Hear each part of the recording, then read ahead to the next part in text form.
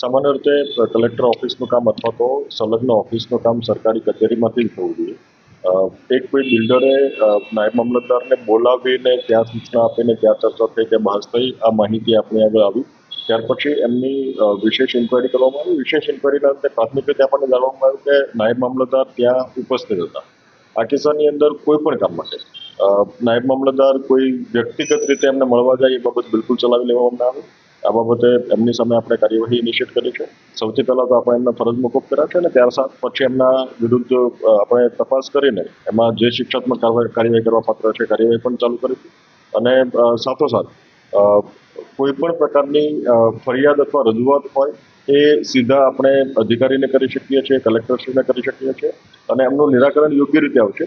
પણ કોઈ વ્યક્તિ આવી રીતે ખાનગી પ્રિમાઇસમાં જઈને ત્યાં જઈને જો કોઈ મળતા હોય અથવા કોઈ પ્રકારની મુલાકાત થતી હોય, સરકારી કામે મુલાકાત થતી હોય તો એ બિલકુલ વ્યાજબી નથી.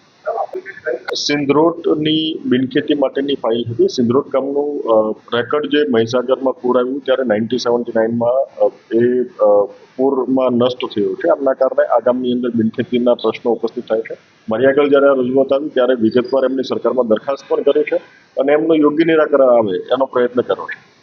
એમનો મતલબ એવો નથી કે કોઈ વ્યક્તિગત ફાઇલ માટે કોઈ કર્મચારી અન્ય જગ્યાએ અને ખાસ કરીને ખાનગી પ્રિમાઇસમાં જઈને કોઈ પણ વ્યક્તિ સાથે મુલાકાત કરે, મિટિંગ કરે.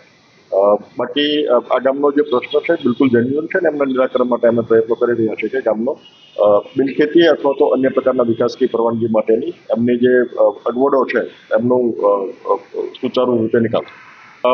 આપણે આ ફાઇલની અંદર કેમ કે અગેન એ ગામની અંદર હાલના તબક્કે રેકર્ડની ઉપલબ્ધતા ન હોવાના કારણે ખાસ કરીને એવી જમીનો કે જ્યાં સરકારનું હિત સંકળાયેલું હોય એ કિસ્સાની અંદર આપણે નિર્ણય નથી લઈ શકતા. એટલે આ કિસ્સાની અંદર કેમ કે અગેન એ દફતરે થયેલી છે એટલે આપણે સ્પષ્ટ રીતે એસ્ટાબ્લિશ કરવું ડિફિકલ્ટ છે કે આમાં કોઈ નાણાકીય લેવડ દેવડ થઈ છે. પણ સ્પષ્ટ રીતે ફરજની અંદર બેદરકારી થઈ છે, નૈતિક અધપતન અને અન્ય પ્રિમાઇસમાં જઈને એમણે આ પ્રકારે મિટિંગ કરેલી છે. એટલે એ બાબત એસ્ટાબ્લિશ થાય છે કે એ સરકારી પ્રક્રિયાઓની વિરુદ્ધમાં જઈને એમણે કાર્યવાહી કરેલી છે. નાણાકીય લેવડ દેવડ થઈ હશે, જો એસ્ટાબ્લિશ થશે તો એમના આધારે પણ એક્શન લઈશું. પણ હાલના તબક્કે એવી બાબત આપણે આગળ સ્પષ્ટ થઈ નથી. તપાસ કરીને આપણે એમની સામે જે શિક્ષાત્મક કાર્યવાહી કરવા પાત્ર છે શિક્ષાત્મક કાર્યવાહી કરીશું. હાલના તબક્કે આપણે એમને ફરજ મોકૂફ કર્યા છે.